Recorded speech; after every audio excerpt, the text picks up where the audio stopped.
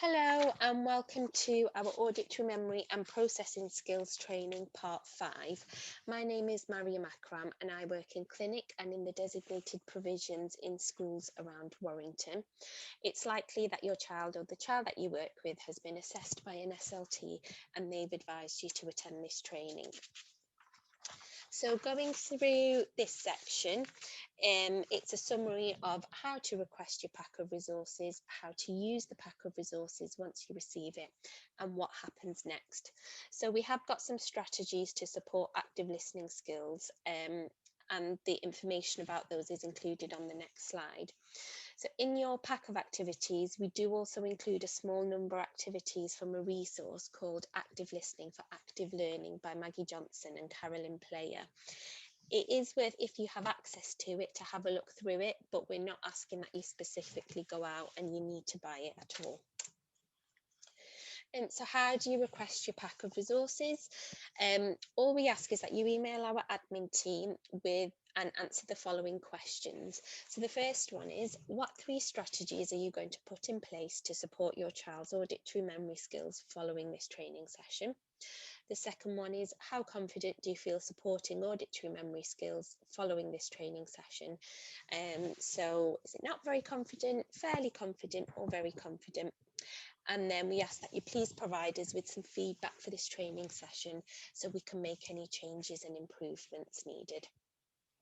So as I said, if you email your answers to the email address on the screen and include your child's name, date of birth and the name of this training course, which is auditory memory, and we can then send you the pack of resources and activities to carry out with your child, a care plan just outlining the targets that we are working on, and a certificate for completing this training session.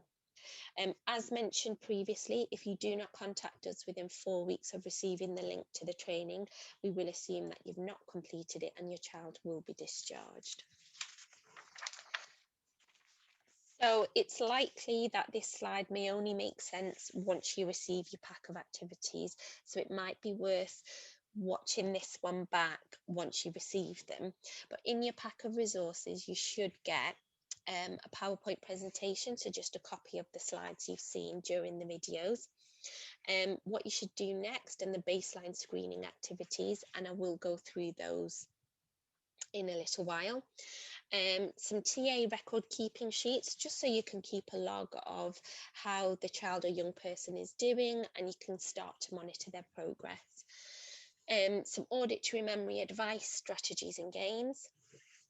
Some visual prompts which might be useful, the Bridgewater auditory memory activities, some Black Sheep Press auditory memory activities and work packs, and an active listening pack.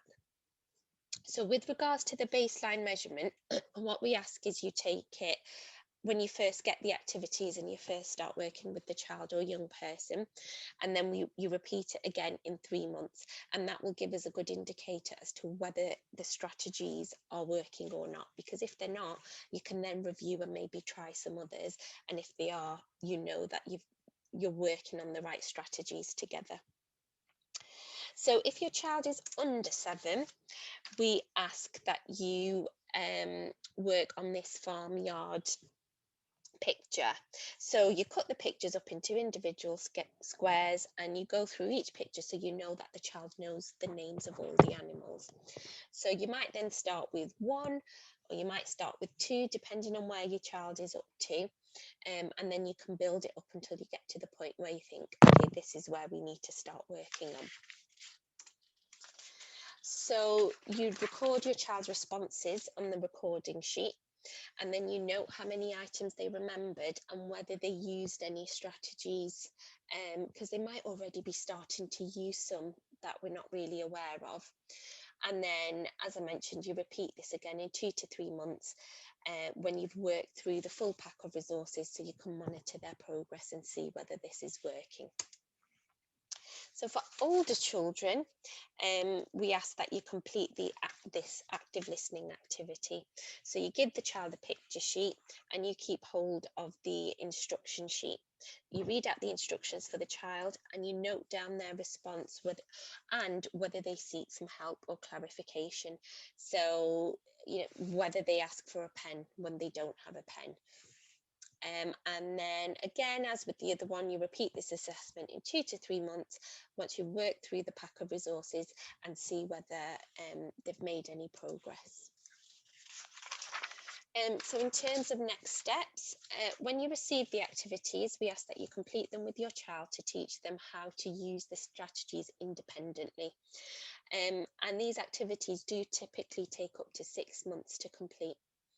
We ask that you put the strategies in place at home and in the classroom so they're over a lot of the child's day-to-day basis.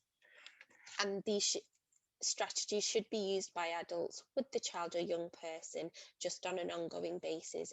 So even after you've completed the one-to-one work and even after the child has been discharged from the service, these are just strategies that are going to have to stay with the child to always help with their auditory memory. If you require some further support, or if you think you've completed the program of activities but they've not really worked, then you can just inform your SENCO, who can then contact us. Some children may be discharged once parents and school staff have completed this training, and this will have already been discussed with you. But you can always contact us if you need to. Some children may be seen for a review, and that will be your mainstream therapist who will arrange that through your school SENCO. The review may involve reassessing the child to see what strategies they use independently, or it may be asking the adults working with the child what strategies are in place to support their processing and auditory memory skill to ensure that we are still using them. So if you have any questions related to this training session, please contact our department. The number on the screen isn't the correct number, so we have changed it. It's 01925 946 686.